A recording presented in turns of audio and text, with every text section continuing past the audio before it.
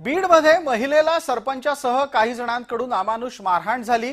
त्यात 10 जणांच्या विरोधामध्ये गुन्हा दाखल झालाय। या महिलेची ओळख तडवण्याच्या हेतूने आम्ही आपल्या समोर तिचा चेहरा आणलेला नाही, पण ज्या पद्धतीने तिला मारहाण झाली आहे त्याचे व्रण आपण या चित्रामध्ये अंदाजित करू शकता। यावरूनच आपल्याला लक्षात येईल की झालेली मारहाण ही किती जबरी होती। काठी आणि रबरी पाईपचा वापर करून एका महिलेला अंबेजोगाई तालुक्यात जबर मारहाण झाली आणि त्या विरोधात तक्रार करण्यात आली आहे।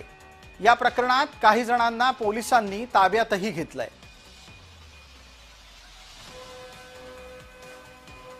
मंदिरावरच्या भोंग्यांची आणि गिरण्यांची तक्रारी ज्या पहिले दिलेल्या होत्या वेगवेगळ्या अधिकाऱ्यांच्या समोर, त्याच्यामुळे मला मारहाण झालेली आहे। आणि माझी मागणी अशी आहे की ह्या लोकांवरती मकोका लावण्यात यावा, यांना जामीन देण्यात येऊ नये, यांच्यावर खून करण्याचा प्रयत्न जो केलाय माझा तोच गुन्हा। मारहाण केली कोण होते लोक? मला 10 लोक मिळून आलेले होते, त्यातल्या 9 जणांनी मला बेदम मारहाण केलेली आहे। आणि एक जो होता त्यांनी हिला खलास करून टाका, हिला जिवंत सोडू नका असं बोलत होता, घाण शिवाय देत होता आणि मी बेशुद्ध होईपर्यंत मला त्यांनी मारलेले।